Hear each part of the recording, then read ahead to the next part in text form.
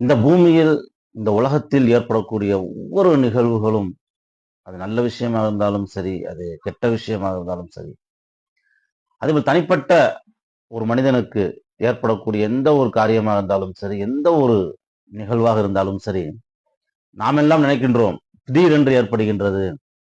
நல்ல விஷயம் ஏற்பட்டால் நாம் அப்படி கூறுவதில்லை.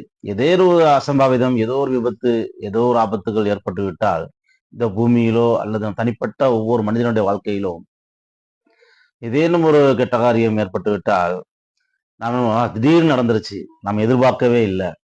எந்த ஒரு நல்ல காரியமா இருந்தாலும் சரி, எந்த ஒரு தீய காரியங்களா இருந்தாலும் சரி, திடீரென்று ஏற்படுவதல்ல. நாம் எதிர்பார்க்காத நேரத்தில் ஏற்படுவதல்ல. அது ஏற்கனவே அலா கதிரி அல்லாஹுடைய ஏட்டில், அல்லாஹுடைய விதி என்னும் பதிவேட்டில் எழுதப்பட்டு விட்டன. அதை அல்லாஹ் ஜலஷானு தாலா பின்னொருமாறு குறிப்பிடுகின்றான்.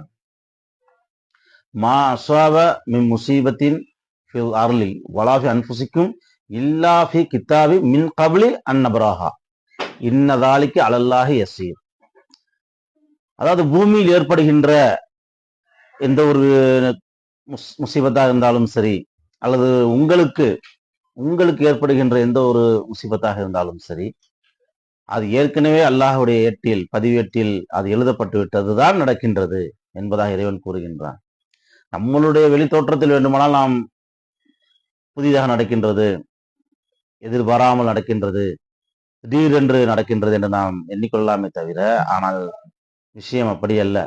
ஏற்கனவே எழுதப்பட்ட விதிகள் தான் நடந்து கொண்டிருக்கின்றன. ஆனால் மாற்ற முடியும். நபிகள் நாயகம் ரசூலை கரீம் ஸல்லல்லாஹு அவர்கள் கற்றுத்தந்த, அவர்கள் சொல்லி தந்த துவாக்களையும் அவர்கள் சொல்லி தந்த நாம் வழிமுறைகளையும் பின்பற்றினால் மாற்ற முடியும்.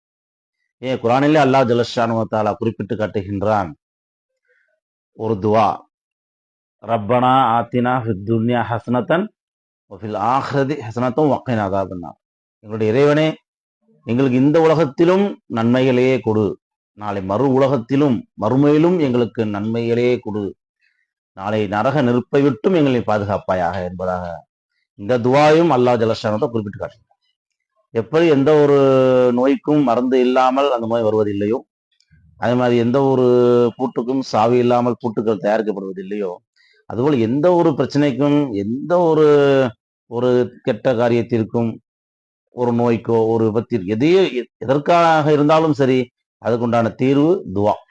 நாம் துவாவை விடாமல் அல்லாஹின் மீது நம்பிக்கை வைத்து நாம் அல்லாஹ்விடம் பிரார்த்தனை செய்வோமே ஆனால், துவா கேட்போமே ஆனால், நிச்சயம்